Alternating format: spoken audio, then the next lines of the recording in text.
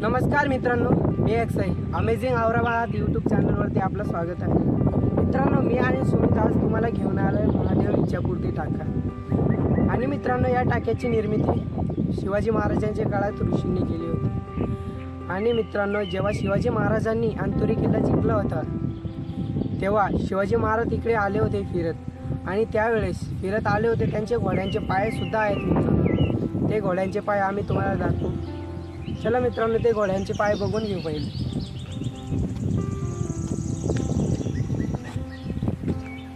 बघू शकता मित्रांनो की हे तुम्हाला वाटलं असेल की काय कोरीव काम केलेलं आहे, पण हे कोरीव काम नाही आहे। हे आमच्या पूर्वजांचं म्हणणं आहे की हे शिवाजी महाराजांचे घोड्यांचे पाय आहे।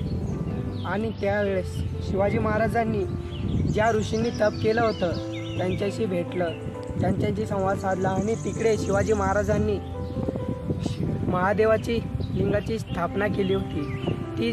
ती स्थापना सुद्धा आम्ही तुम्हाला दाखवू। न टाइमपास करता काय करता चला मित्रांनो, आपण दर्शन घेऊया।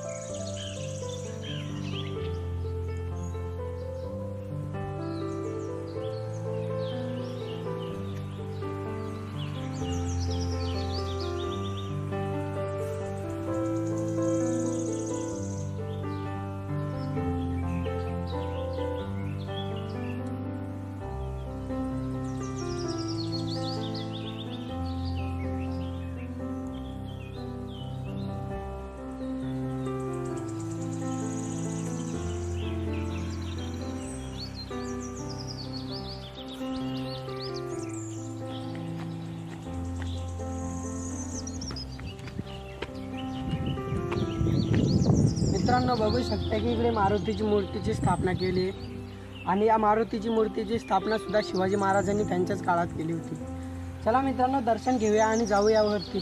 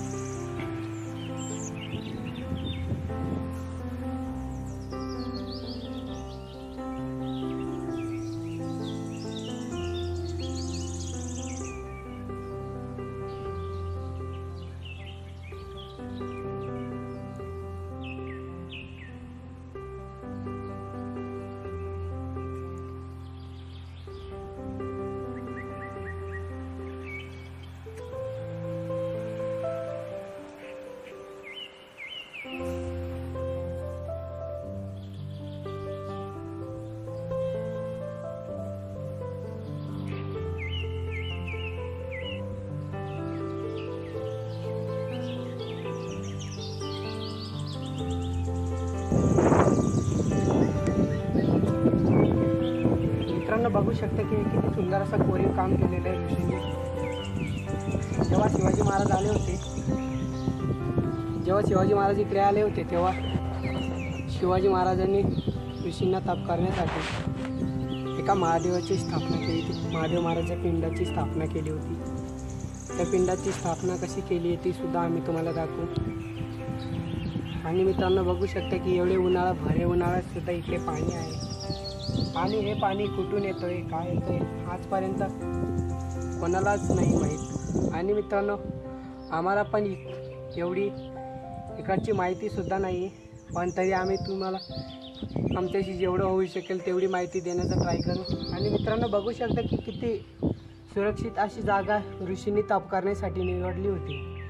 सगळी चारी कोपऱ्याला डोंगर आहे आणि मध्ये हा डोंगर बसलेला आहे। आणि याच डोंगरात ऋषीमुनींनी तप करण्यासाठी एक गुफा बनवलेली आहे। त्या गुफाचे सुद्धा आम्ही तुम्हाला दर्शन दाखवूया मित्रांनो।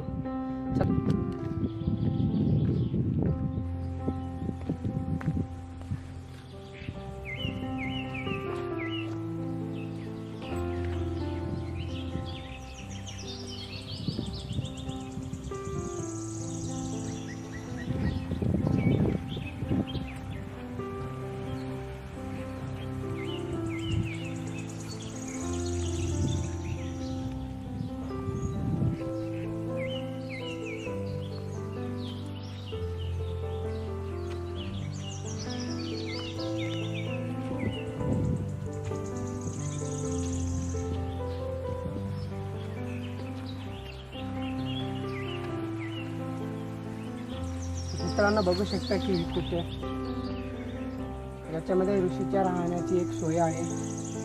या काळात जे आपले गुरुजी असतात म्हणजेच पुजारी त्यांच्यासाठी राहण्याची सोय सुद्धा केलेली आहे।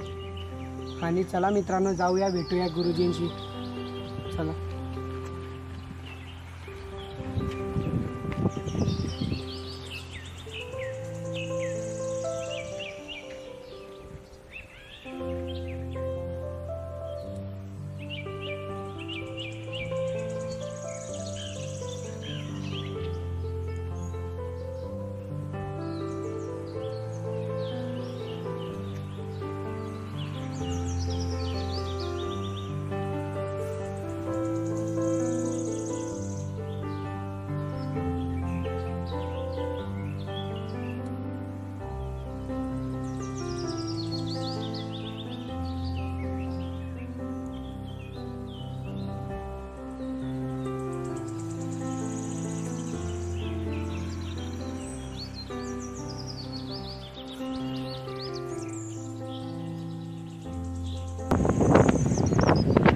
बघू शकता की ही आहे गुफा। मित्रांनो या गुफेत जाण्याच्या आधी आपण तुम्हाला एक दृश्य दाखवतो। इकडे ऋषीमुनींनी कोरलेलं आहे आणि त्याच्यात पाणी सुद्धा लागलेलं आहे आणि त्याच्यात पाणी आजपर्यंत राहतो आणि त्या पाणीचं तो पाणी कुठून येतोय काय येतं आजपर्यंत कोणी याचं शोध सुद्धा नाही लावलाय। चला मित्रांनो जाऊ।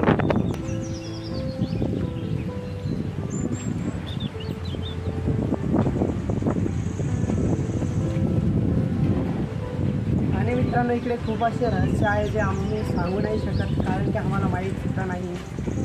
आणि मित्रांनो आम्हाला जेवढी माहिती भेटली तेवढी माहिती आम्ही तुम्हाला देण्याचा ट्राय करू। मित्रांनो तसेच आम्ही तुम्हाला खाली सांगितले इकडे मुघलांच्या काळात ऋषींनी तप करण्यासाठी एक गुफा बनवली होती। त्या गुफाचे दर्शनसुद्धा आम्ही तुम्हाला देऊ।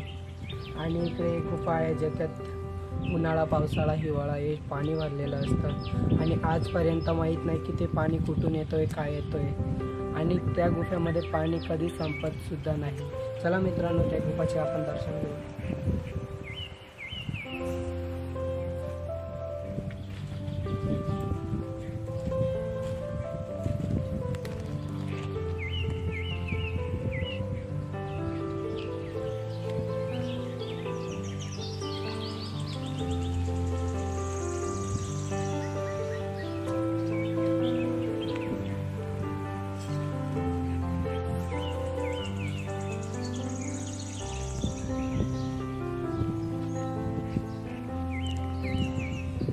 मित्रांनो बघू शकता तुम्ही की एवढा भऱ्या उन्हाळ्यात प्राण्यांना कुठे पाणी नाही भेटत, पशूंना कुठे पाणी नाही भेटत आणि प्राणी आणि पशु इकडे पाणी भेटतं म्हणून इकडे त्यांच्यासाठी एकदम मस्त जागा आहे, एकदम सोयी।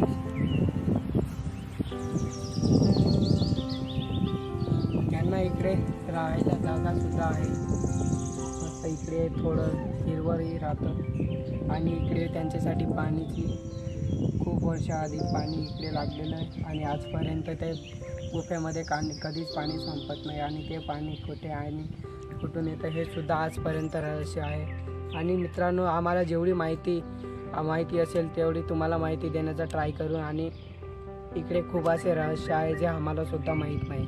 चला मित्रांनो आपण गुफामध्ये जाऊ।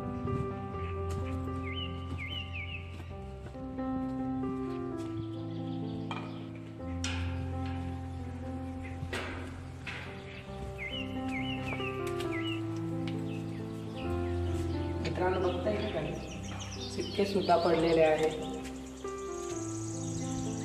आणि मध्ये मासे सुद्धा आहे खूप सारे. चला मित्रांनो, आपण पाणी भरू पिण्यासाठी.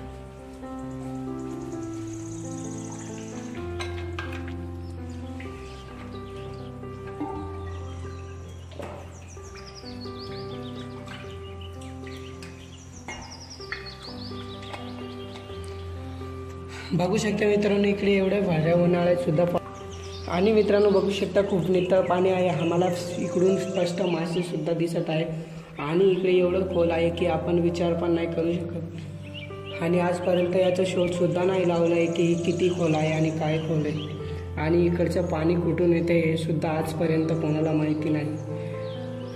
मी सांगू नाही शकत मित्रांनो की तुम्हाला ते मासे दिसत आहे की नाही, पण आम्हाला इकडून स्पष्ट दिसत आहे.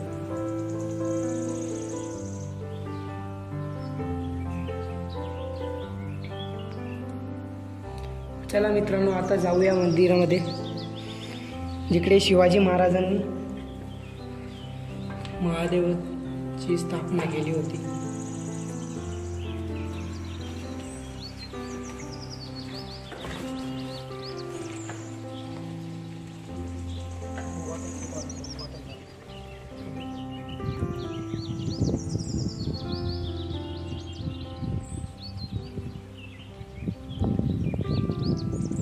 मित्रांनो बघू शकता की ही गुफा किती खोल आहे आणि याचा अंदाज सुद्धा आम्ही लावू नाही शकत, कारण की आम्हाला जेवढी माहिती असेल आम्ही तेवढी माहिती तुम्हाला देण्याचा ट्राय करू.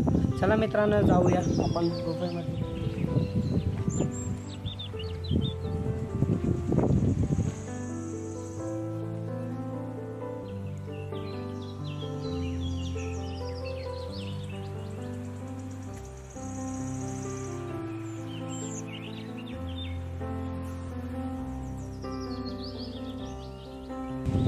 तुम्ही बघू शकता की हे गुफेचे मुख्य द्वार आहे आणि इकडून आपल्याला एंट्री आहे. आणि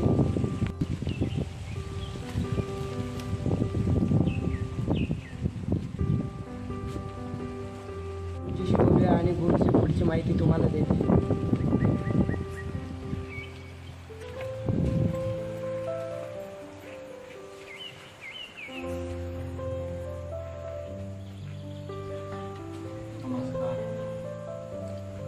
ही प्राचीन गुफा आपल्या ऋषीमुनींनी बनवलेली, अतिशय सुंदर इथे कोरीव काम केलेलं आहे.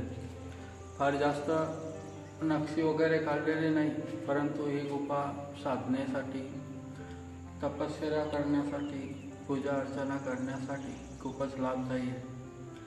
ही जमिनीपासून लगभग 1000 फूट उंचीवर असून या डोंगरामध्ये खडकामध्ये कोरलेली गुफा आहे. आणि या प्राचीन गुफेमध्ये इतिहास असं सांगतो की इथे जवळच अंतुर्ली किल्ला आहे आणि त्या अंतुर्ली किल्ल्याला जेव्हा छत्रपती शिवाजी महाराजांनी जिंकलं होतं तेव्हा ते फिरत फिरत इथे सुद्धा आले. इथे जे ऋषीमुनी त्यावेळेला राहत होते, जे त्यांची साधना वगैरे करत होते, त्यांच्या दर्शनासाठी महाराज इथे आले होते. आणि त्यांच्या सांगण्यावरूनच, संतांच्या सांगण्यावरूनच छत्रपती शिवाजी महाराजांनीच इथे शिवलिंगाची स्थापना केली. ते प्राचीन शिवलिंग आजसुद्धा इथे विद्यमान आहे. मी तुम्हाला त्या शिवलिंगाचं दर्शन करवतो. या प्राचीन शिवलिंगाची ही जी छत्रपती शिवाजींकडून स्थापना केलेली गेलेली ते आपण दर्शन करूया. इथे सुरुवातीला सुरुवातीचे प्रथम देव, प्रथम पूज्य गणेश यांचं दर्शन आपल्याला होतं. या गणेशजींच्या दर्शनानंतर आपण इथे थोडं जसं पुढे आलो तर हे प्राचीन शिवलिंग हे पुरातन आहे. छत्रपती शिवाजी महाराजांच्या काळापासून आजपर्यंत हे असंच्या असं इथे ठेवल्या गेलेलं आहे. या शिवलिंगाच्या प्राचीनपणावर तसं तर नवीन शिवलिंगाची स्थापना करायची होती, परंतु हे प्राचीन असल्यामुळे काही लोकांनी असं सांगितलं की याला असंच्या असं ठेवायचं, कारण ही आपली जुनी आठवण आहे आणि यामध्ये जुनी प्राण प्रतिष्ठा आहे. तर तेव्हापासून हे शिवलिंग आजपर्यंत विद्यमान आहे. या शिवलिंगासोबत हे नंदीदेव आहेत आणि हे नवीन पण मूर्त्या लोकांनी आणून बसविलेल्या आहेत. परंतु या जागेचं वैशिष्ट्य म्हणजे की छत्रपती शिवाजी महाराज इथे प्रत्यक्ष येऊन गेलेले आहेत. त्यावेळेला जे ऋषीमुनी वगैरे राहत होते, बाजूलाच त्यांची समाधी सुद्धा आहे. इथे आपण ते समाधीचं दर्शन करू शकता. इथे केवळ हा वरून उंबरठा दिसतो, परंतु जुन्या लोकांना माहिती आहे की इथे त्यांना समाधी वगैरे दिलेली.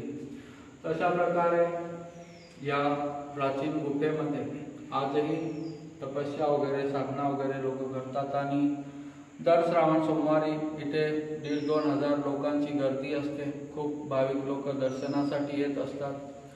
यामध्ये लगभग 100-150 लोक राहू शकतात, अशा प्रकारे याची योजना आहे. यामध्ये 1, 2, 3 असे 3 खाणी केलेले, असे 3 आणि असे 3 आडवे आणि उभे 3 अशा प्रकारे फारच सुंदर असं कोरीव काम आहे की संपूर्ण खडकाला करून आपल्या ऋषी मुनींनी हे किती मेहनत त्यावेळी केलेली आहे की त्या मेहनतीनंतर हे फारच छान आपल्याला आज दिसतंय.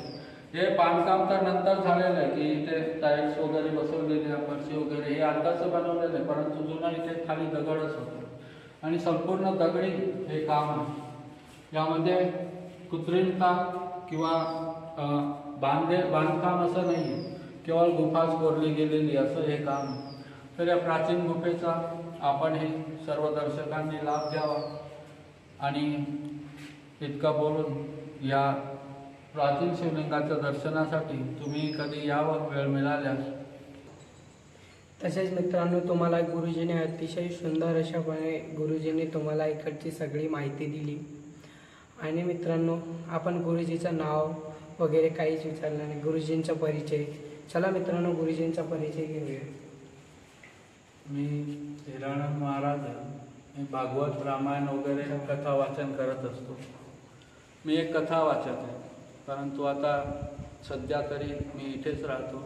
इथे साधना वगैरे तपस्या वगैरे करत राहतो आणि जेव्हा कथेचे कार्यक्रम असतात तेव्हा कथा वाचनासाठी बाहेर जात असतो. तर माझा परिचय इतका की हिरानंद महाराज, रामायण आणि भागवताचार्य. मित्रांनो, आपण गुरुजींचे परिचय घेतला. गुरुजींनी किती अशी सुंदर अशा अतिशय सुंदर अशा प्रमाणे आपल्याला इकडची सगळी माहिती दिली. आणि मित्रांनो, जाता जाता एक वेळेस आपण या गुफेचा लाभ घेऊ. आपण एक वेळेस पूर्णपणे दर्शन घेऊन घेऊ.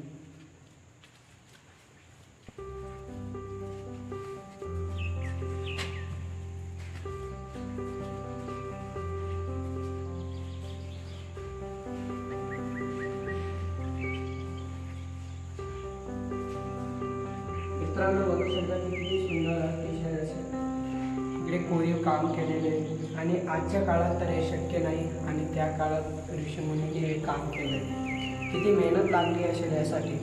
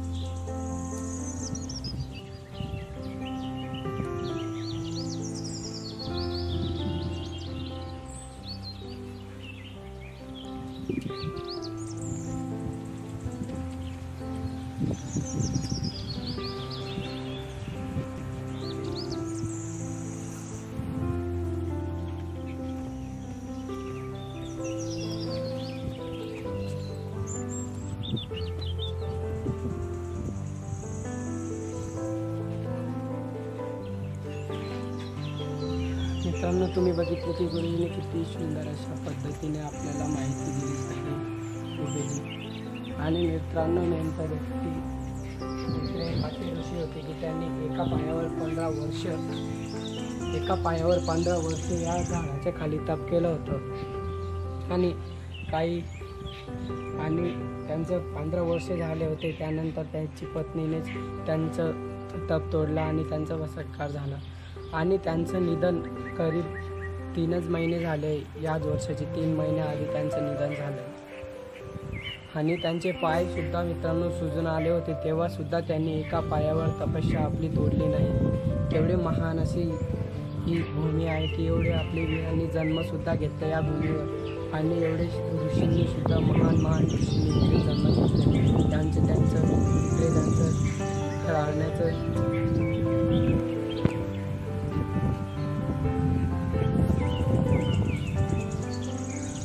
मित्रांनो, चला जाऊया पुढे सुद्धा एक असं ठिकाण आहे की जिकडे लोक शिक्के चिकटवतात आणि तिकडे आपली किस्मत आजमावतात. चला जाऊया मित्रांनो.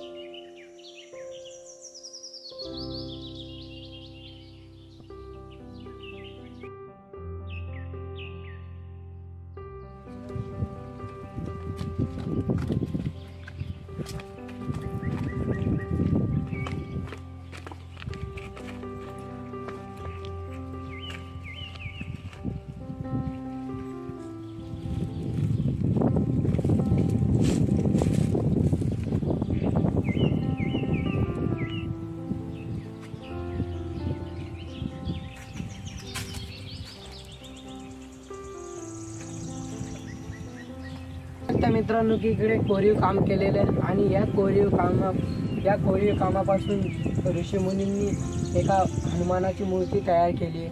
म्हणूनच इकडे लोक शिक्के चिपकवतात आणि आपली किस्मत आजमावतात. म्हणूनच मित्रांनो, या स्थानाला इच्छापूर्ती महादेव टाका असे म्हणतात.